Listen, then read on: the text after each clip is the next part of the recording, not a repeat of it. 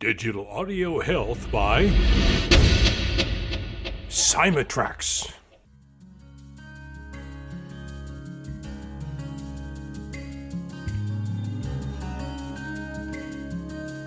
Welcome to the Rhonda Grant Show with your host, Rhonda Grant. If you believe that there is more to life than what you see right now, and you want to find out more, listen in as her guests share their journey and their extraordinary experiences.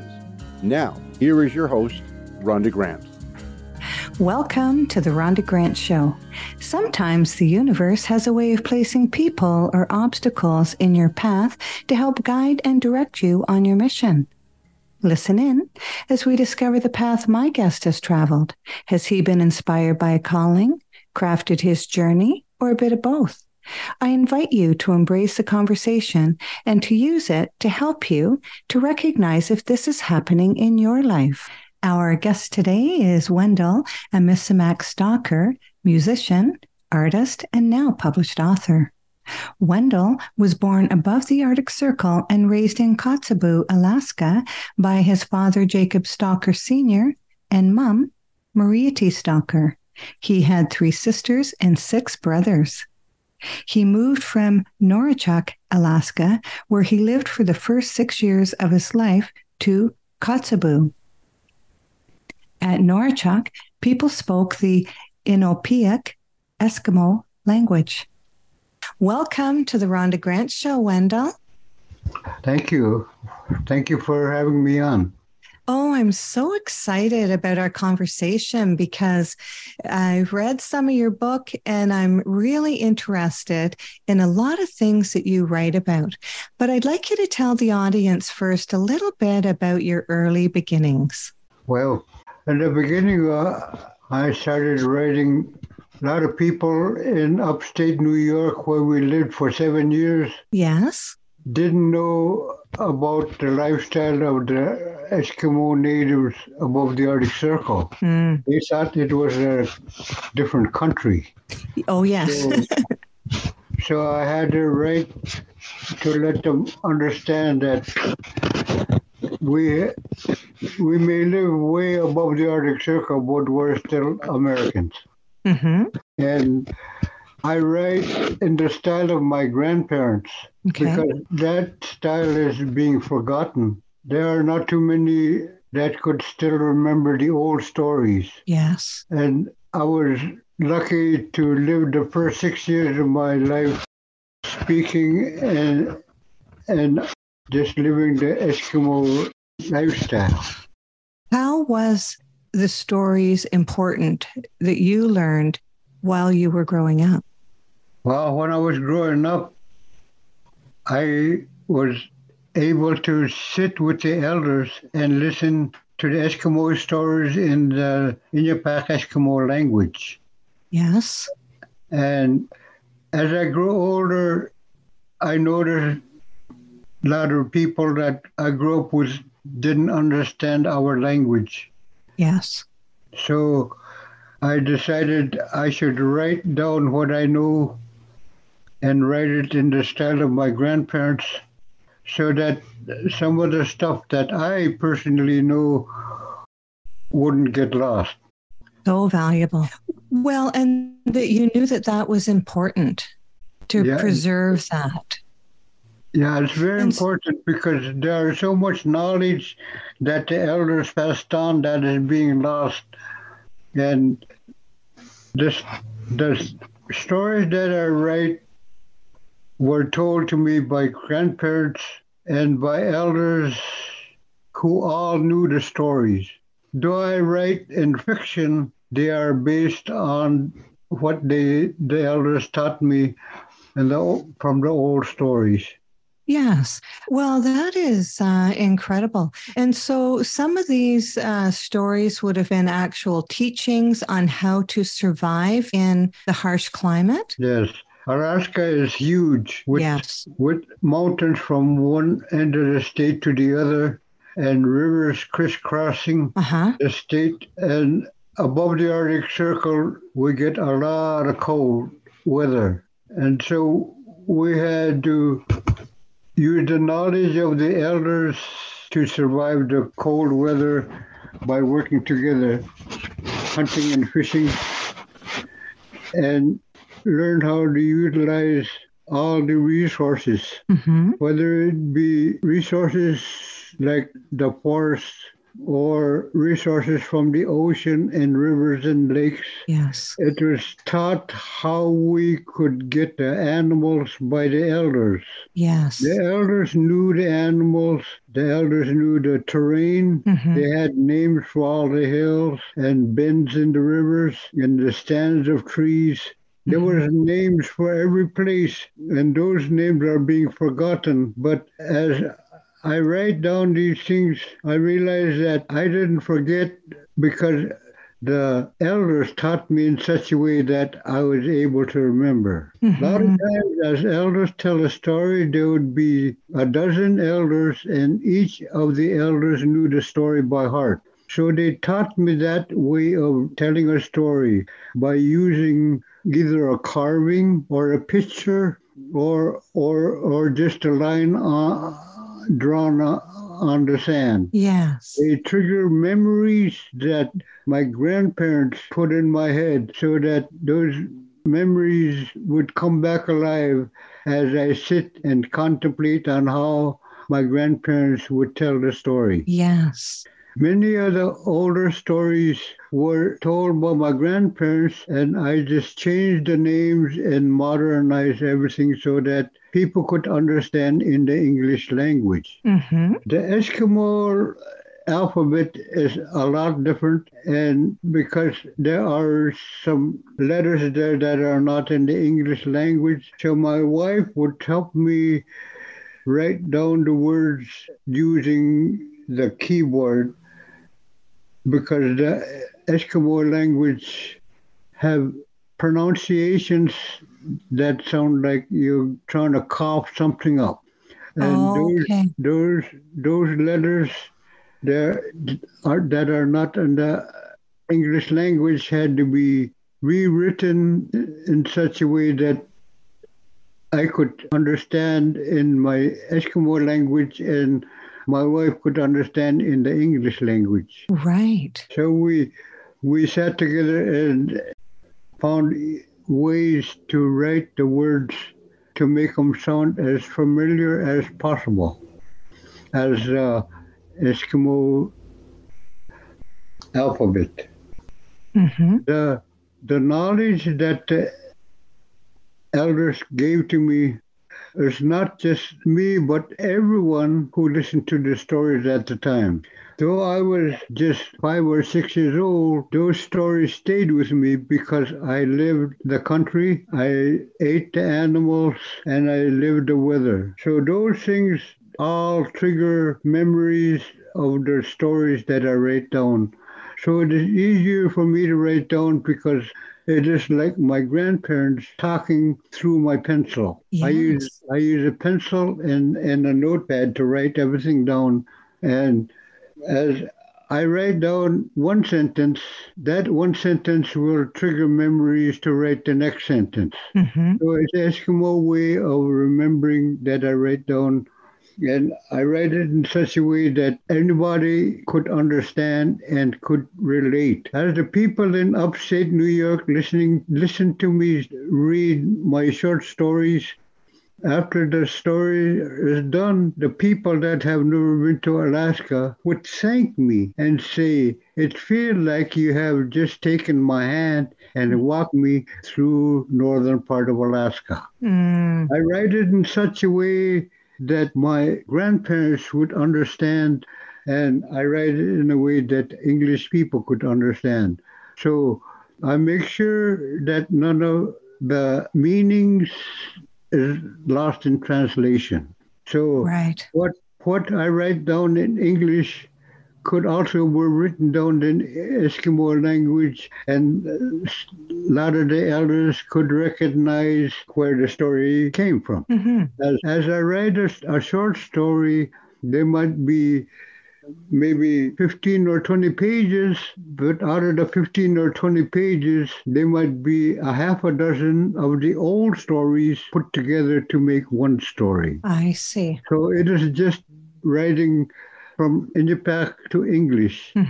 So when you would go on a hunt or go fishing in order to bring food in, either to the village or to your home for your children, or when your mom and dad would do that, were there certain places where people knew ahead of time where animals might be? I mean, I know it was the rhythm of the ocean and certain fish would be in certain places at different times of the year.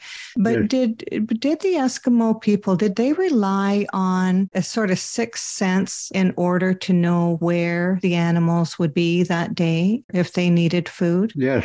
There was people that knew the habits of the animals, the migration routes, and the food they eat. So if you know where the caribou's food is, the lichen that they eat, the moss that they eat, you are more likely to get a caribou because the caribou are there to eat that food. So the elders would tell us each animal had a different diet, and each plant that the animal ate grew at a certain place.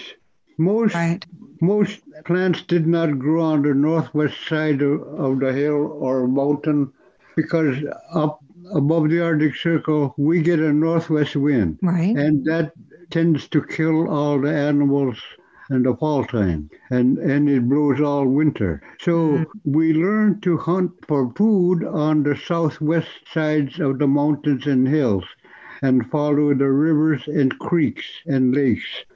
So the elders knew that, and they taught us at an early age, in order for us to survive, we had to know where the animals went to eat or to mate or just their migratory routes, because that was very important. And also another thing that our elders taught us, that there were people called shamans who were able to communicate with their spirit helpers. And their spirit helpers would inform the shaman where the animals were. So if the older people from long ago were starving, they would give a gift to the shaman and ask for information where the animals were. And then they would go out, and most times the information from the shaman never failed. Right. So if a community is starving, a shaman is very important because that shaman was the only one who was able to communicate with the spirit helper. So the Eskimo people from long ago knew that a shaman was very important because of the survival of the community depended on the knowledge of the shaman spirit helper. Oh, yes. So even though sometimes the shaman did very bad things, he was also very important in keeping the whole community alive. So we tolerated the shamans, but we also knew from way back, I think it was the 1930s, when we had our shaman named Manilak, that our operation was named after up there in Kotzebue. He told the native people about the Holy Spirit, about the Creator, and about a lot of things that were to come later, about the airplanes, about the telephone, about the computers, and the people of long ago didn't believe him. So he had to move away from society, and we as people remember those teachings by Manilak and knew that there was a creator that was more powerful than any of the powers that the shamans had.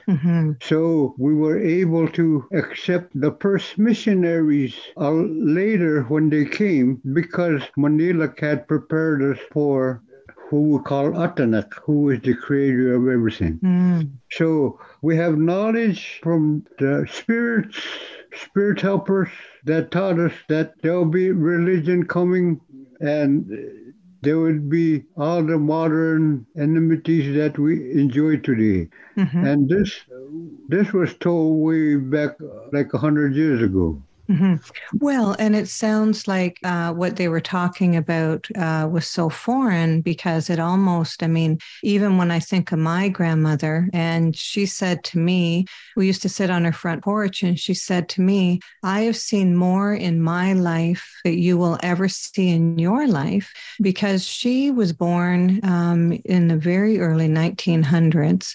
And she saw the television, the telephone, and she thought it was just incredible that she was able to pick up the phone and call someone and watch something on television. But since then, since she's passed, I mean, our technology has zoomed it. I mean, my grandma would think that my telephone was magic. My cell phone was magic. Yes. That I would be able to do the types of things on my phone. I mean, she just wouldn't be able to believe that. And so it is really hard when these messengers in the early 1900s and even all the way along would predict the future for people not to believe and even get angry with those people and think that they are making it up. And you know what I mean? So was there any of that people didn't believe what the shaman was saying? Yes. Yes. The prophet I was talking about, Manila, he wasn't believed, and they thought that he was lying. Mm-hmm. So he left those people and he go live by himself somewhere. Right. So he had to move away from people because they all called him liar, because they couldn't understand the concept of people talking to another person on the other side of the world. Oh, and yes. Also airplanes. He predicted the coming of the airplanes, the jets, and back then. Well, actually, I'm sorry, I made a mistake on the date. I think it was 1830s.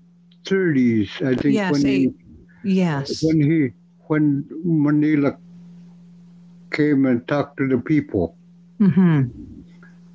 Earlier, I said 1930s. It was 1830s. Yes, I made a mistake on the by 100 years. I'm sorry. Yeah. But the people couldn't believe, and they laughed at him. So he had to leave society, the people that he knew, the people he grew up with. So there are things in the Inupiat Eskimo thinking where we have to see something to believe it's true until the shaman could show that what he says is really going to happen. So if the shaman can't produce evidence that what he says is going to really happen, they will quit listening to him and quit going to him and find another shaman who had a good way of presenting a solution to any problem that the people come to him with. And most times it's hunger. Where do I get food? Right. The Eskimo style of remembering, sometimes to me it's very simple because I was trained at it by remembering, either looking at a picture and remembering a part of a story from the picture. Yes. Like I have my parents and grandparents right by my shoulder when I'm writing.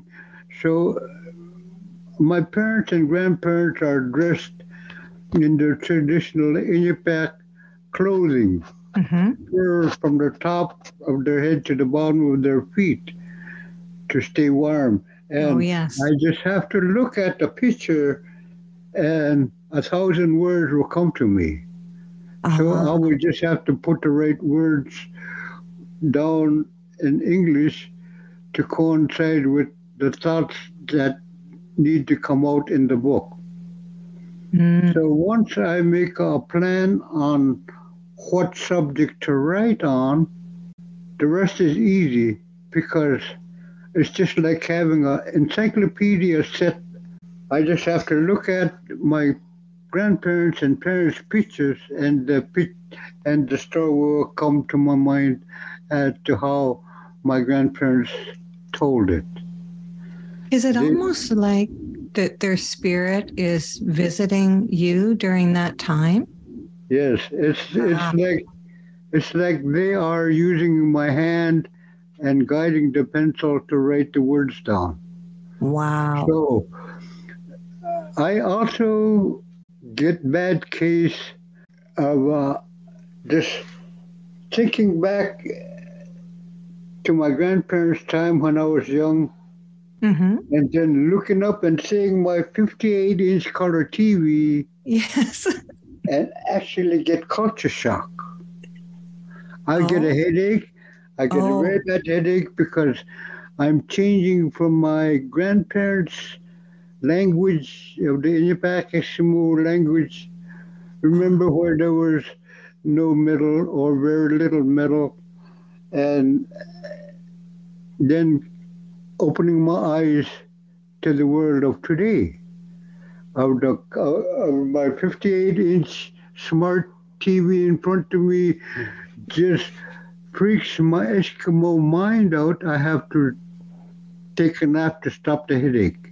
Right, because it's almost as if your spirit has merged with your ancestors, and then when you come out of that and you look at the television, it gives you a headache.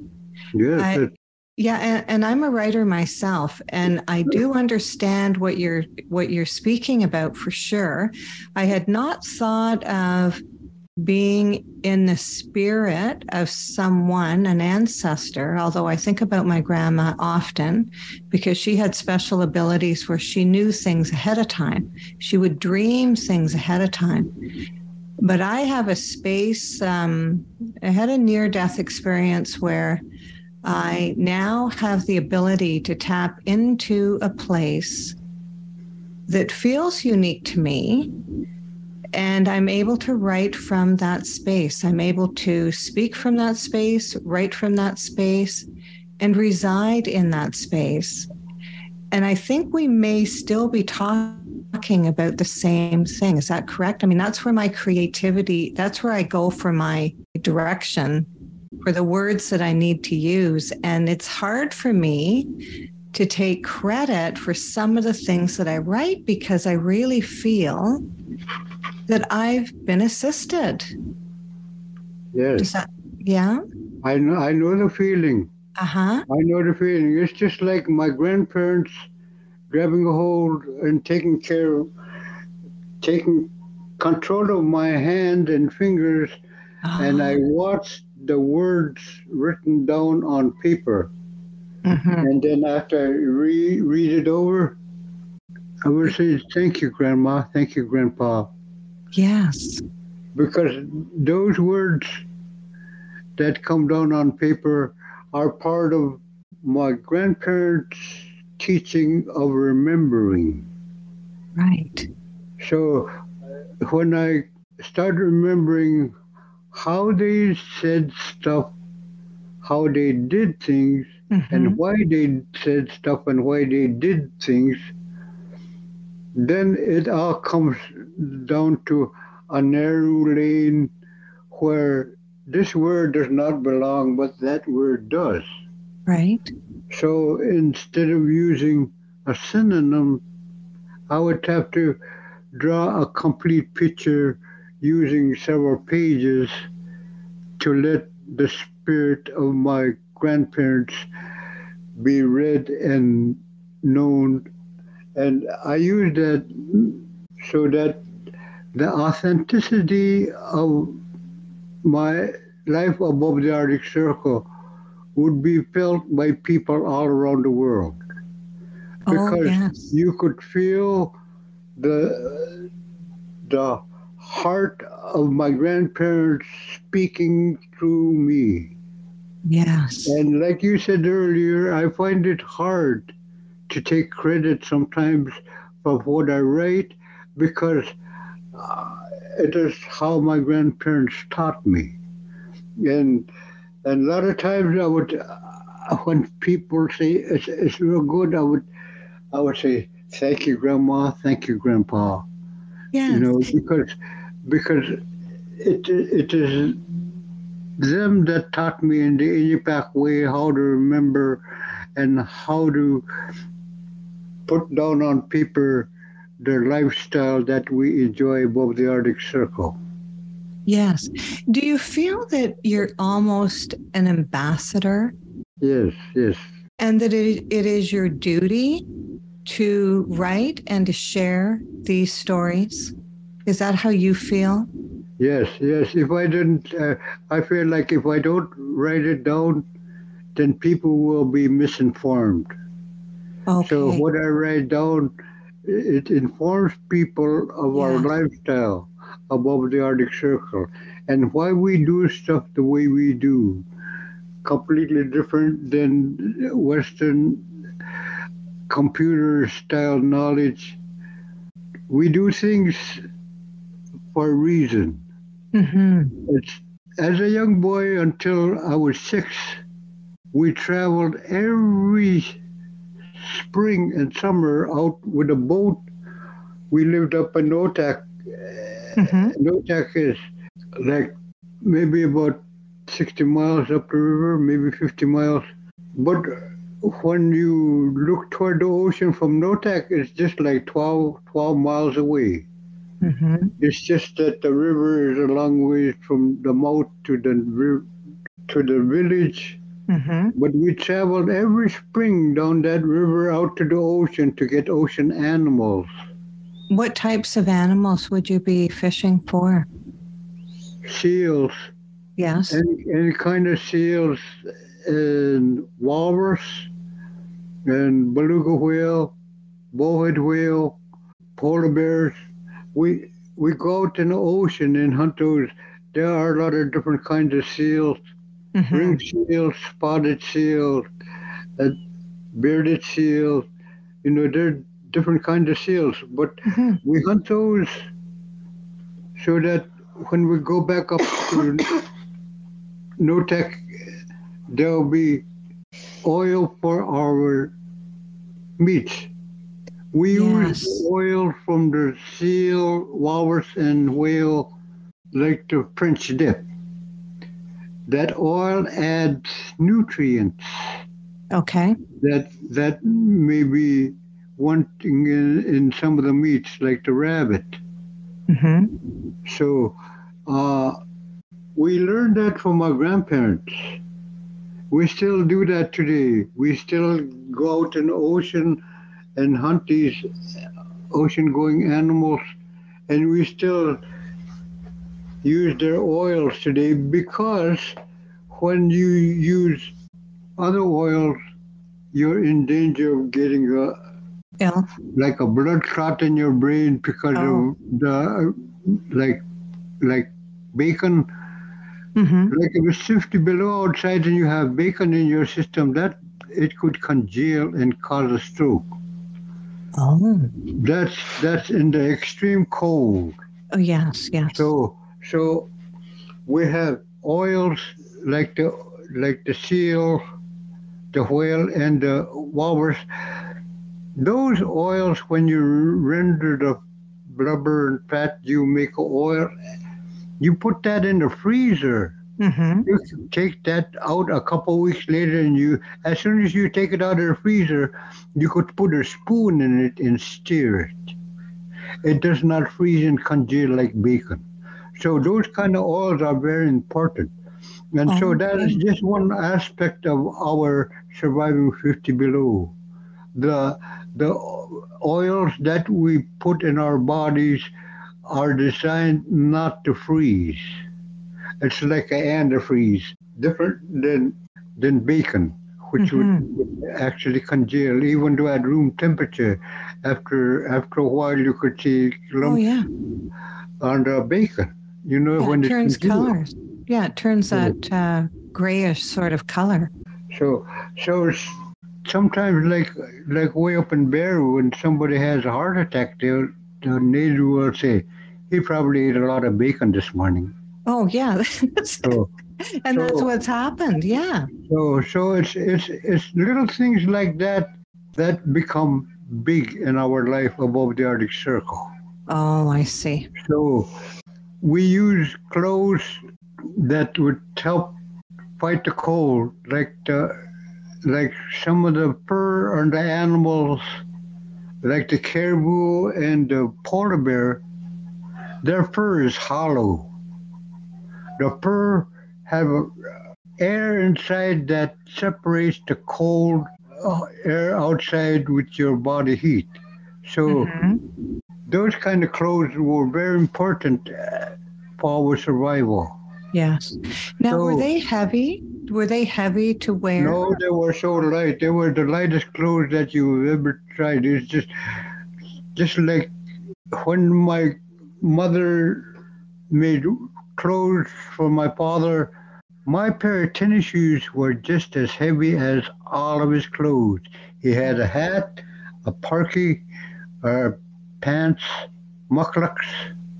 All those, even his mittens, all those were the same weight as my Nike tennis shoes. They were And weighted. so Yeah. mainly for 50 below weather outside, the hollow furs preferred unless you could get a thick fur with down, then that also could stop the cold from penetrating. The, the only way that I could go back up north is to have that oil from the ocean and warm clothes. So that was taught to me by my grandparents. Even in this day and age, it's still very important to have the right clothes, dry socks, and the right food in your stomach to help fight the cold. All that oil from the fish, walrus, and whale is like carrying your own little heater in your stomach. It produces heat. Oh, okay. And so there are times when I touch my wife after I eat some of that native foods, and she say, "Oh, you're so warm." Yes. So the Eskimo body is designed to combat the cold, but also just to make yourself ready. You have to be in the right shape. Yes, that's right. So if you grow up above the Arctic Circle and just do things every day in and day out, you just naturally get in shape because the weather's cold, the the terrain is rough, and so if you have the right diet, everything becomes easier. So all that comes from the grandparents, that knowledge and the wisdom on how to survive is all taught was all taught by my grandparents through stories. Some stories would last 2 weeks, just telling every night, like 2.5, 3 hours a night, and that one story could last as much as 2 weeks. Yes, I read that. I could sit there and I could listen to someone tell that story, and it'll be the same as my grandparents told it like 60 years ago, 65 years ago. So it's because those elders told the story in such a way that you cannot help but remember. They had an awesome way of telling stories where it seemed like everything meshed together like gears. Yes. Where one part of the story would mesh real good with the middle part of the story, and then the ending would mesh right in, and the plot would be just the same in the beginning as in the ending, but you would understand more of the plot at the ending of the story than the beginning. Mm-hmm. So that is the Eskimo way of remembering. It is such a pleasant way, and it's so smooth and easy that I do not think about it. It's just like going to grade school and learning your ABCs. Mm-hmm. You learn ABC. Pretty soon you could spell cat, then Yeah. dog, and then after a while you're able to write a whole sentence, then a paragraph, then a Mm-hmm. page, then a book. But it's the way the grandparents taught me to remember that I'm able to put and down on paper everything in detail about our lifestyle above the Arctic Circle. Yes, because they were teaching the greatest storytellers. I mean, they were teaching the generations how to live and where to find the meat, where to find the fish, and how to prepare it as well.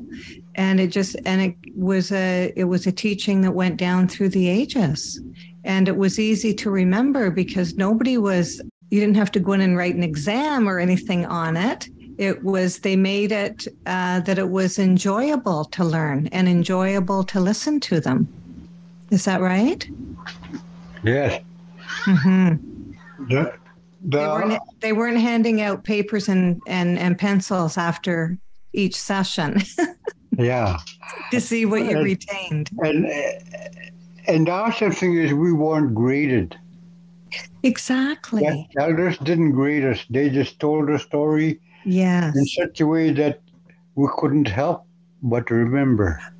Well, it inspires a person to learn because they know that one day that they would be the ones who are going fishing. And I'm sure that there are certain ages where you were allowed to go on hunts. Is that true? Allowed to go on overnight or maybe even week-long expeditions. Yes. As I lived up in upstate New York, we were there for 5 years. There were some of the questions were, how do you catch this animal? Mm-hmm. Or like a bowhead whale. A bowhead whale could grow to 60 feet long Yes. at an average of 1 ton per foot. Mm-hmm. A 60-foot long whale could be 120,000 pounds. So how? And you had to have special knowledge on how to hunt and process an animal that huge. So the Eskimos taught a lot on how to hunt certain animals. Mm-hmm. And what was handed down from their grandparents was the same information that they handed down to us. Yes. And it's just, there were so few people nowadays that speak the Eskimo language that those stories are being lost because they couldn't understand. And and the people who didn't understand our language, a lot of it is lost in translation. It's lost in translation. So my stories, my short stories, to me are very important because they are a window to my grandparents' world. Right. And I give them grandparents all the credit. Because without them, there wouldn't be no reason for me to write. And I would write probably on different subjects. But in fact, I learned the old way how to do a lot of things. Yes. And when I see some of the people that come up, like the tourists or other people, and they have completely different ways of doing things. And their ways would work where they come from, at where their home is, but above the Arctic Circle, it's completely different. It doesn't. The things they normally do down there, like let's say someone from Florida. People from Florida get cold easy. Oh, yes. We went down to Florida and a person says 20, 23 above is cold. Yes. And I say, well, you come to Alaska and you feel that 50 below, and then you get a 20, 30 mile an hour wind. Yes. And that 50 below chill factor will get down to 80 below. Yikes. So they have completely different aspect of what cold is.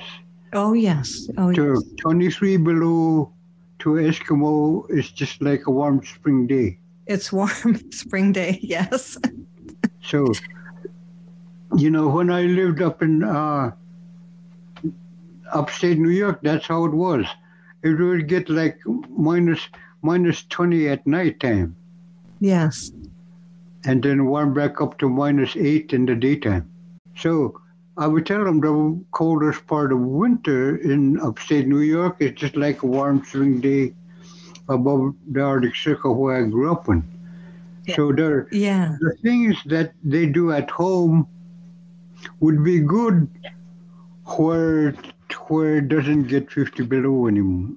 And the stuff, if I went there and live with them and then come back up and try to do stuff their way, I might lose my feet by frostbite or something like that. Because yes. their knowledge is for warmer climates. Yes, that's right.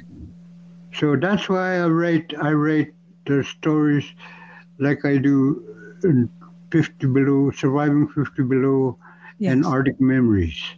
And Arctic memories. Those tell stories of how to hunt. Some stories will be like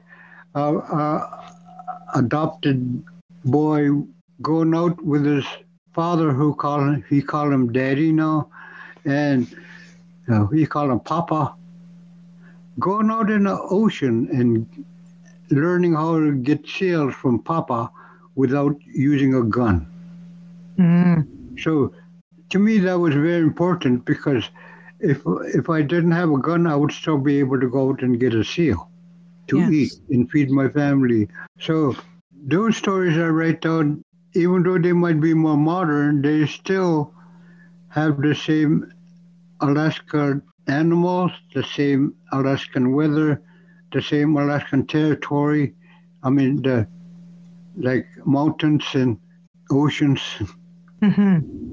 same terrain, but different people. Oh, yes. Lots of people that come up are educated, and their education is completely different than what I learned from my grandparents. I try to teach them as much as I could, because I don't want any people that go up north to have any misconceptions and either lose their life or their limbs. Like frostbite is very serious. Oh, yes. Yeah, people I knew and grew up with above the Arctic Circle live without feet because of frostbite. And so if I could teach people how not to get frostbite, then my job is done, because they will have their limbs and they'll survive. That is the teaching of my grandparents. You're listening to the Rhonda Grant Show right now, whose podcast has been treated with digital audio health by my sponsor, Amisimak. And today, I am speaking with Wendell Stalker, who was raised in the Arctic Circle. Can you let people know how they may purchase your book and how they may reach out to you, Wendell? Yes. My books are on sale at Writers Republic, Amazon, and Barnes & Noble. And my website is Amisimak, Amisimak, Amisimak @yahoo.com. Wonderful. Okay, and we'll put that in the show notes. What I like to ask my guests at this time, Wendell, is do you feel that you've been called to your journey? Oh, yes, yes. I feel that this calling is strong. Yes. It's so strong that I will actually get disoriented and headache when I look at my TV, like a severe culture shock. Yes. But when I read back on my stories, I would say, thank you, Grandma. Thank you, Grandpa. Because I would be reading their words. Even though it's from my pencil, it's their words. Their way of thinking, their way of putting the world in their perspective. Yes, exactly. Wonderful. What extraordinary discovery have you found in your life? Well, I found that though I might move around all over the world, yes, the Arctic will still be there. And there will still be people that come up to the Arctic, but if they could read my book and understand a little bit of our world, then my calling would be known by the people who read it. And that's very important. It sure the calling is. Of teaching my grandparents in ways of doing things above the Arctic Circle. Mm-hmm. Wonderful. Thank you so much, Wendell, for being on the show and telling us about what you've learned and your process and why you're writing what you're writing is to continue to pass down those morsels, those teachings that you would sit around with your grandparents and great grandparents as they would tell you those stories. As you said, the story would go on for 2 weeks.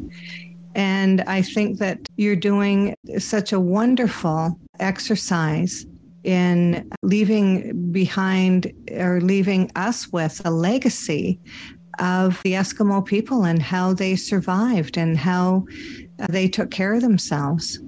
I mean, the tip about eating bacon when it's really cold out, I mean, who would have thought that? But we don't know the consistency of other oil. So I would like to thank you so much for being on the show. Well, you're very welcome. And I would thank you very much for having me on. It's my pleasure. Thank you so much. You have a wonderful day. Theme song for the Rhonda Grant Show is Sun on the Water, composed and performed by my friend John Park Wheeler. This is Rhonda Grant with the Rhonda Grant Show, author of Magical Forces Within, Extraordinary Discoveries in an Ordinary Life, inviting you to look for the magical forces within yourself today and every day. Thanks for tuning in to the Rhonda Grant Show with your host, Rhonda Grant. If you would like to find out more information about Rhonda and her upcoming guests and the work that she does, go to her website, rhondagrantauthor.com. That's rhondagrantauthor.com. Digital Audio Health by Amisimak.